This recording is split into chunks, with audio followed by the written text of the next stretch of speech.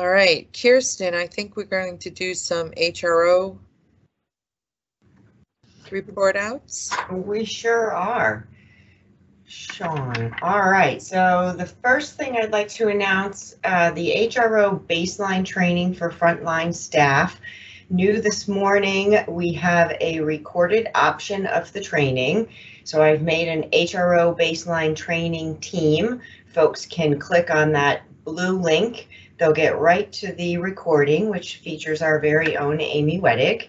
And then once the recording has been viewed, in order to get credit for it, if you just go over to the files and enter your name and the training date. So this is an additional way for our frontline staff to get this training. There will still be live trainings twice per month that we'll be offering. Our next one happens to be at 9 o'clock this morning, facilitated by Noni Greer and Kelly Sheehan. There are still spots open for that. For managers and supervisors, there's a separate 2-hour training for you folks. We are going to be doing a recording of that training on April 5th, and we'll have something very similar set up for you in Teams as well, along with some live training scheduled that you could attend in person. So please encourage your staff to attend. Our goal is to get to 95%. All right, and so next slide. So clinical team training is one of the HRO offerings that we have that help work groups to get us as close to zero harm as we possibly can. And our community care program opted to take the clinical team training last year. These are projects that do run for a full year. I want to give these guys great credit. They started their project before COVID, and they just simply persisted through COVID, and they've done a really wonderful job. I know many of the staff from community care are online with us this morning, and to present the details of the project, we've got Marianne Jones, Michelle Gorman, and Sandy Osborne. So I'll turn it over to them. Thanks, Kirsten. Good morning, this is Marianne. Sean, if you want to switch to the next slide. So we participated in clinical team training as a department back in fall of 2019. We were looking to improve some communication across community care.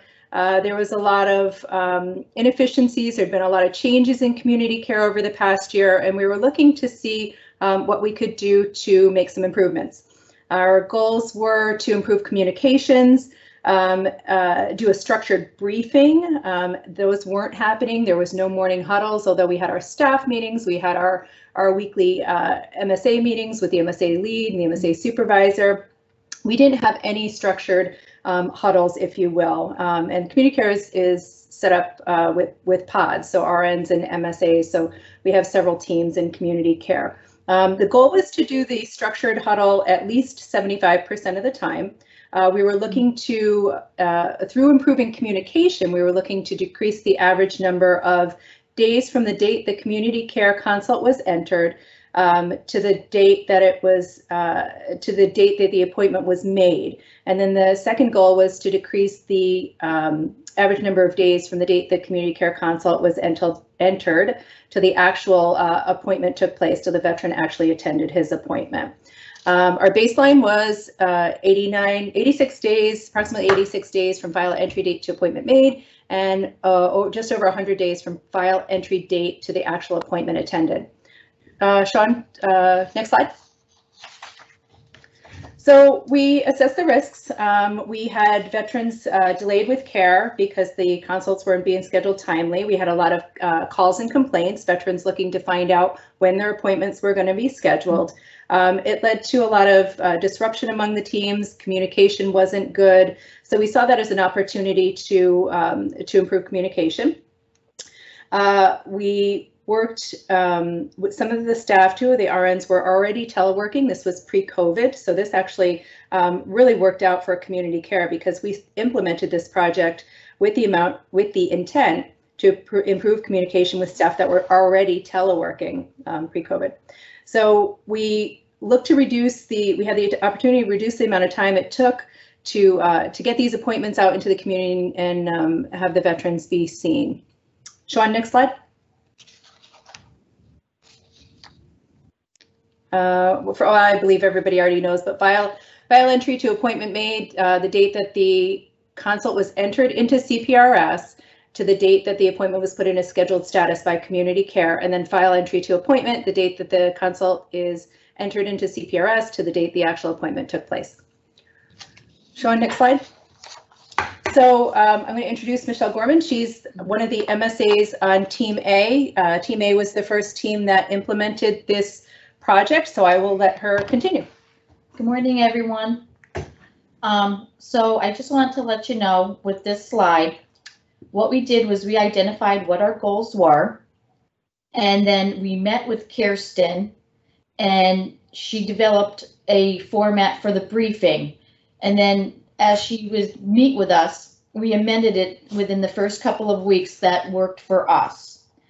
We then tracked our briefing each month, and then we tracked it from file entry date to appointment made and to appointment attended. Once we got our process in place and it looked like it was going to be successful, we passed it on to our other teams. Sean, next slide. And as you can see, the timeline for the planning and development, this is how it worked. Sean, next slide. This was the final structured format we were using, and now our huddles take less than 5 minutes, and it actually now has become a conversation amongst the teams. Sean, next slide.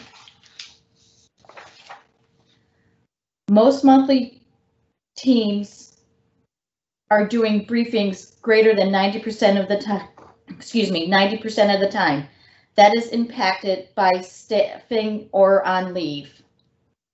Sean, next slide. We are really pleased as a department with the outcomes. We were able to decrease the date of the file entry date by greater than 80%. Sean, next slide. And this is the other goal we are working towards. Sean, next slide. And now I'm going to pass this on to Sandy Osborne. Good morning, everyone. So, lessons learned. For me, personally, the biggest thing for me was the daily huddles that resulted in the increased confidence and trust among team members. I was later coming into the group after they had started, so this was really good for me to help structure everything and to also learn my role. So that was the biggest lesson learned for me. As you can see, just overall, our communication has increased, not only amongst the individual teams, but I think as the whole department. That I think that all of the MSAs and the community care RNs communicate a lot better in between their teams, so that if an MSA on another team is having an issue and their RN is not readily available, that they feel comfortable to reach out to another one of the community care RNs. The huddles have certainly fostered that team atmosphere. It has improved the organization of the day so that we know what's going on. It helps us with gathering all the information and completing our aging consults so that they are getting addressed in a timely manner. And it also, the RNs are able to provide some education and support to the MSAs regarding some medical terminology sometimes, and then helping them communicate with community providers, especially those that may be having some difficulty. So to me, it's been a great project. I am glad to be a part of community care, and this is really working well. I think that's all I have. Anyone have questions?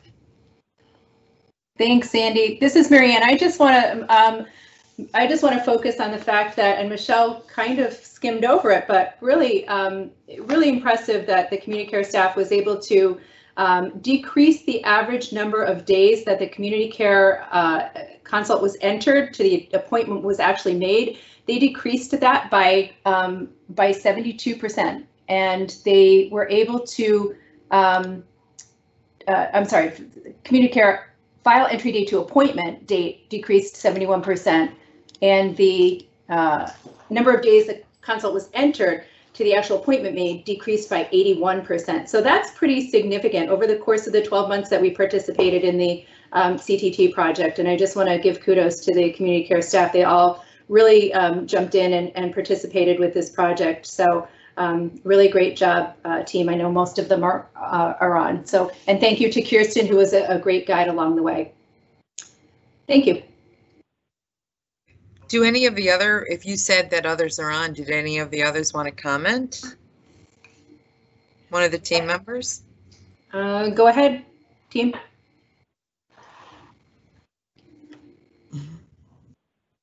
Any of the MSAs or RNs have anything to add?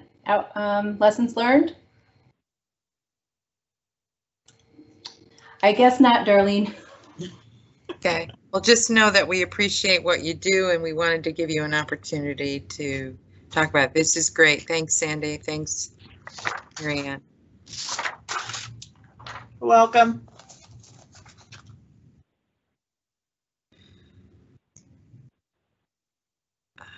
Kirsten, is there anything else? From the HRO desk today, no, that's it. Lots of announcements. So I did get a message and I just sent it off to Kirsten Cranston, who is the head of, who is the lead for HRO from the network and systems redesign, has asked that, you know, we as a facility present the work that we've done with antigen testing. And not only at the next network QSV meeting, as well as at a national level. So really hats off to those who worked on that project as well. It's being recognized, it was recognized here at the facility, but also within the network and nationally. So great job. Thanks, Darlene. Raina and I worked very closely with the CLC staff, Allison Cutler, Melissa Sequinot, and Barb Darling, to get that project implemented and the write-up done and over to Cranston. So we're going to be very pleased to take him up on those offers. Okay, good. Kirsten, good. could I just ask a question? Yeah. Am I correct in my understanding that HRO baseline training that you announced this morning is different from HRO 101 in TMS? And if so, could you just share with people what the difference is so that we can encourage people to not blow off the baseline training if in fact they've already done HRO 101? Yeah, so HRO 101 and HRO 201 are in TMS. Those are videos that came out from the National Office of Transformation. They're both fairly short videos, not very long. The first one provides a pretty basic introduction to HRO. The second one goes a little bit more in depth about the different HRO values and principles. Those two things are separate from HRO baseline training.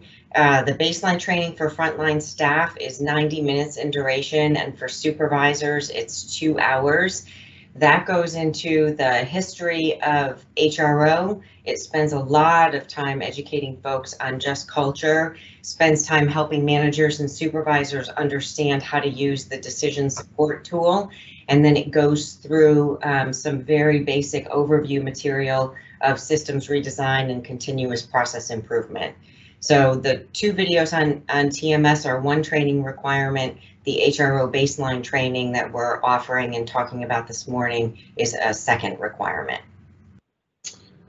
I appreciate your sketching that out. I think it's just really, really important that people understand that one of the fundamentals of being a high reliability organization is that idea that we are a just culture organization, and that people understand what that means and how it affects our ability to identify problems either before they happen or as soon as they happen and address them forthrightly rather than having a clump of problems sitting under the rug somewhere. Yeah. And the, our systems redesign program and the clinical team training, an project that you just saw this morning are two pieces of continuous process improvement within HRO. So those are two of the tools that can be used. Yeah. Thank you.